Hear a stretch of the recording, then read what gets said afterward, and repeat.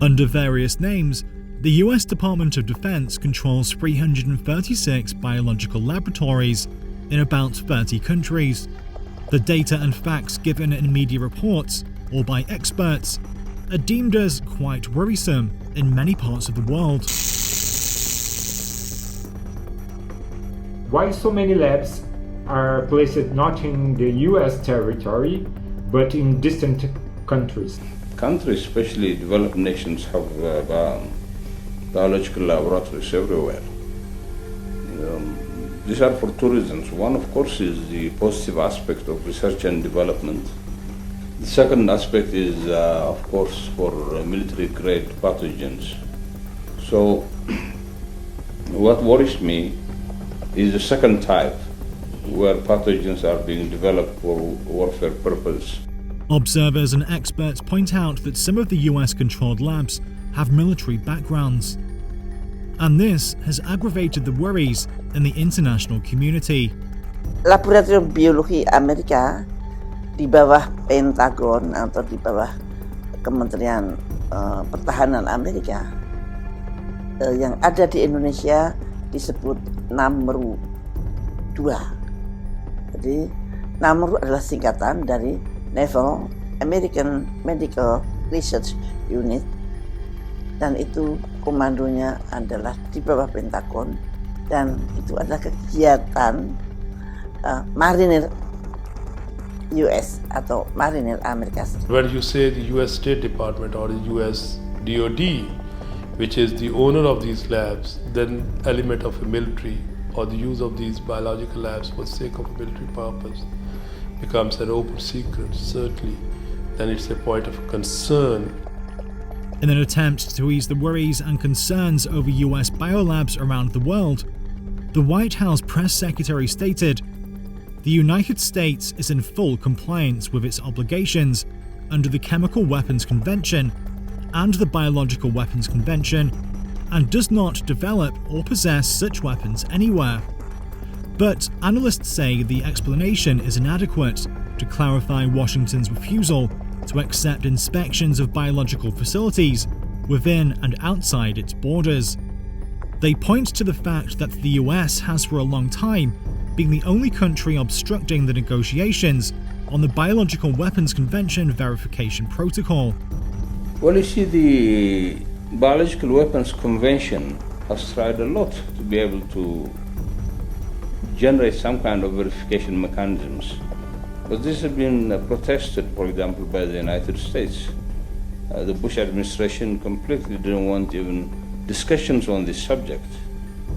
And therefore, what this means is the International Biological Weapons Convention has no means of verification, and there is no way that they can go and verify what you have to.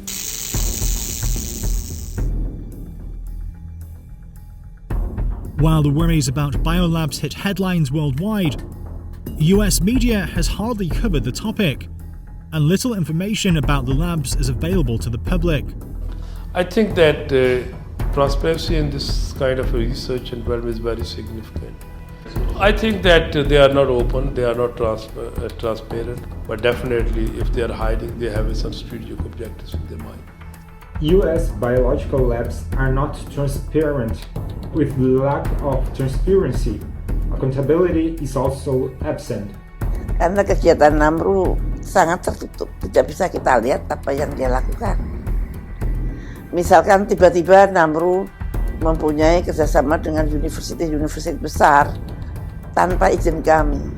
Kemudian NAMRU tiba-tiba mempunyai sentinel klinik-klinik di Indonesia itu ada 180 klinik untuk mengambil material biologi tanpa setahu kami. Saya sangat concern dengan keberadaan laboratorium biologi Amerika yang ada di luar Amerika. Untuk apa gitu? Harusnya transparan.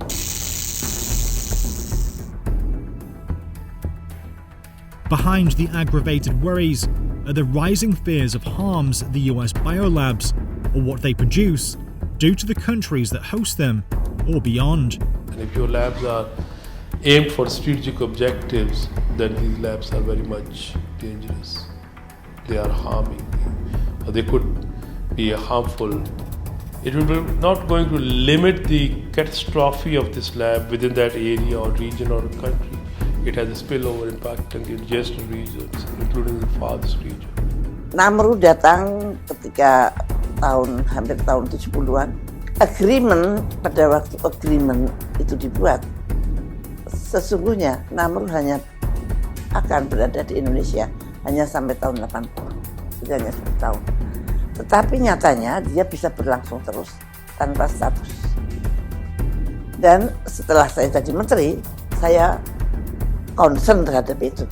Saya tidak tahu sebelumnya, mungkin juga banyak perhatian, tapi nyatanya tetap bercokol terus. Dan kemudian saya concern dan saya teliti apa isi agreement itu, dan ternyata agreement itu merugikan negara kami, merugikan kedaulatan negara kami. When it comes to biological weapons, the difficulty with this is any person in a small lab can produce biological weapons. These biological agents not only destroy human beings, but they can destroy also the natural potential of any area, any country, which literally makes it a complete desert, uninhabitable from people.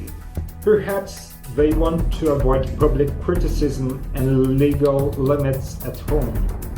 A lab in New York, for instance, draws much more attention than in the middle of a desert in Utah.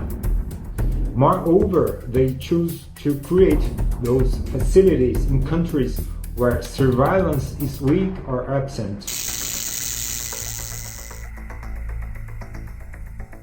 As fears for harms brought by US biolabs are mounting, the call for supervision on them is getting louder. My wish that there could be an international body to monitor such labs. Es necesario que las Naciones Unidas tomen cartas en este asunto y que disponga un organismo que se encargue de supervisar las acciones, tanto civiles como militares, de todos los países del mundo, empezando por las potencias beligerantes del planeta. Eso es muy, muy importante. And therefore, for one of the purposes, of course, is to control these pathogens before they go out of control completely and create a pandemic or an epidemic, where such dangerous microorganisms are being developed should be subject to international scrutiny.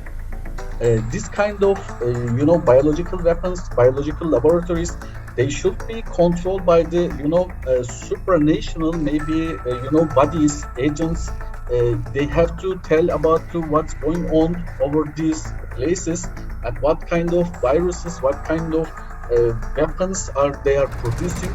Analysts say obstacles against such supervision also come from the United States, as it allows itself to supervise other countries and not vice versa. When it comes to biological facilities, the United States are very reluctant into accepting international inspection of those facilities. Unfortunately, international agencies are powerless to supervise the activities of US labs all over the world. Moreover, even local authorities are not allowed to enter those facilities. Bilateral treaties between the United States and nations hosting the labs also grant enormous advantages to the Americans. Lab sites are inviolable by local judges, tax authorities, and even the police.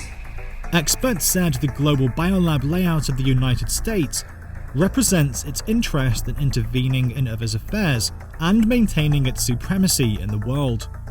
O sea que no es de extrañar que que ellos echen mano a cualquier cosa, sobre todo utilizando esa política de doble rasero que los ha caracterizado a ellos durante todo el tiempo, que dicen no pero sí, hagan uso de este tipo de instrumentos para generar coacción sobre cualquier país o potencia emergente que rete el liderazgo de los Estados Unidos en el mundo. United States is, as we know, technologically and industrially, very developed countries, and to be able to sustain this, superiority, they need new mechanism. They need, new weapons. This is, kind of creating supremacy of the United States.